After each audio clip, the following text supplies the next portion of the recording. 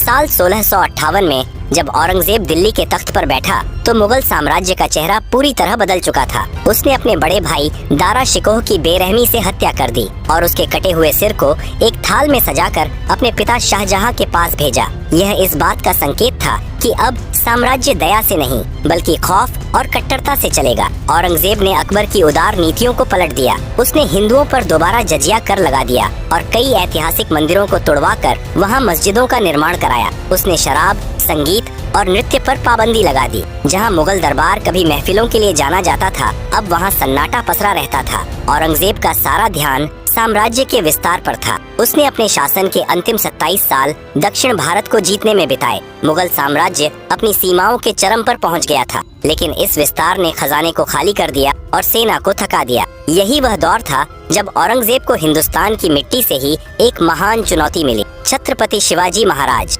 मराठों के उदय ने मुगल सत्ता की चूलें हिला दी। शिवाजी महाराज की छापामार युद्ध नीति का औरंगजेब के पास कोई जवाब नहीं था। औरंगजेब ने शिवाजी को कैद तो किया, लेकिन वे अपनी चतुराई से आगरा के किले से निकल भागे। दक्षिण का यह युद्ध मुगलों के लिए एक ऐसा नासूर बन गया जिसने साम्राज्य की शक्ति सोख ली। 3 मार्च 1707 को औरंगजेब की मृत्यु हो गई और उसकी अंतिम इच्छा के अनुसार उसे औरंगाबाद के पास एक साधारण सी कब्र में दफनाया गया। औरंगजेब के जाते ही मुगल साम्राज्य के बिखरने की शुरुआत हो गई। उसके उत्तराधिकारी कमजोर और अय्याश निकले। साम्राज्य का वह रौब खत्म हो चुका था। साल 1739 में मुगल सल्तनत को सबसे बड़ा झटका लगा जब ईरान के राजा नादिर शाह ने दिल्ली पर हमला किया। नादिर शाह ने न केवल दिल्ली में कत्लेआम मचाया, बल्कि वह मुगलों की आन बान शान तख्त ए ताउस और बेशकीमती कोहिनूर हीरा भी लूट कर ले गया। जिस सिंहासन पर बैठकर बाबर से लेकर शाहजहां तक ने हुकूमत की थी, उसका छिन जाना साम्राज्य की आत्मा निकल जाने जैसा था।